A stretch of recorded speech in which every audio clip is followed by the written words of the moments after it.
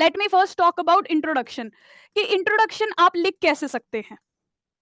ठीक है, there can be multiple numerous introductions, types of introductions जिससे आप स्टार्टिंग कर सकते हैं, राइट जैसे कि सबसे इजीएस्ट अप्रोच है डेफिनेशन।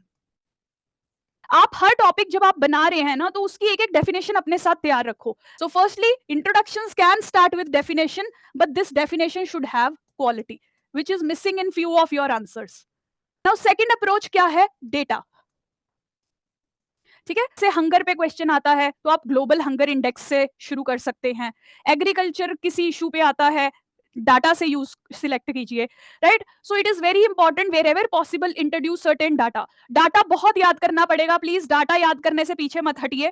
मैंने पहले भी बहुत सारी वीडियोस में डिस्कस किया है, most of the toppers they have large repository of data, right. मैंने जैसे आपको शायद पहले भी बताया है कि एक इंटरव्यू में मैंने सुना था, एक टॉपर था, अच्छा रैंक था उनका यूपीएससी में। He said that he had learned around 700 different data points, unique data points, health, education, women health, disability, mental health, agriculture, ground water, pesticide use, rainfall, ऐसे पता नहीं कितने डाटाज है हर सब्जेक्ट के जो आपको याद करने हैं।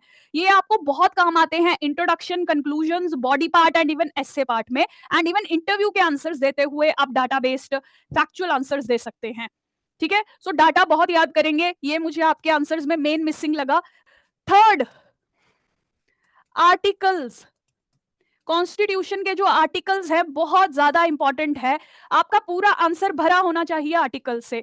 और सिर्फ पॉलिटी गवर्नेंस के पेपर में नहीं, हर किसी पेपर में wherever there is talk of any issue, आपको आर्टिकल्स याद होने चाहिए with sections and subsections, specially fundamental rights and DPSPs सारे रट लो।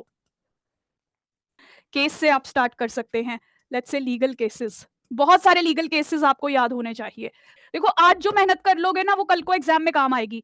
हमेशा याद रखना, एग्जाम में जाके चीजें आप याद नहीं कर सकते, एग्जाम से पहले की तैयारी आपको एग्जाम में हेल्प करेगी। नेक्स्ट टाइप ऑफ इंट्रोडक्शन हो सकती है, कोट्स के साथ आप इंट्रोड्यूस कर सकते हैं। कोई कोट, कोई फेमस लाइन है, कोई फेमस स्पीच है, राइट। जैसे कि आपका फर्स्ट क्वेश्चन ही था वन नेशन वन इलेक्शन पे, राइट। और मैंने आपको कहा था 15 अगस्त की आपने प्राइम मिनिस्टर की स्पीच सुननी है, राइट। मैंने स्टेटस में अपलोड किया था, if you have seen my WhatsApp status, that speech is very crucial exam के पर्सपेक्टिव से। देखो हमारी पॉलिटिकल ओरिएंटेशन कुछ भी हो सकती है, बस एग्जाम अगर क्लियर करना है ना, उसको साइड पे रखना है। हमें कोई आदमी या पार्टी ना भी पसंद हो, कोई फर्क नहीं पड़ता, हमें प्राइम मिनिस्टर की स्पीच जरूर सुननी है, राइट। अब इसी स्पीच में उन्होंने वन नेशन वन इलेक्शन की बात फिर से की थी। सो अगर आप ये वन नेशन वन इलेक्शन का क्वेश्चन उनकी स्पीच के साथ शुरुआत करते, you will get a very good marks in your introduction. सिर्फ वन नेशन को डिफाइन करने से बेटर था कि आप पीएम की स्पीच सुनते, या कई बच्चों ने कमिटी के नाम के साथ शुरू किया, that is also a good way, right. But this latest development you could include in your answer.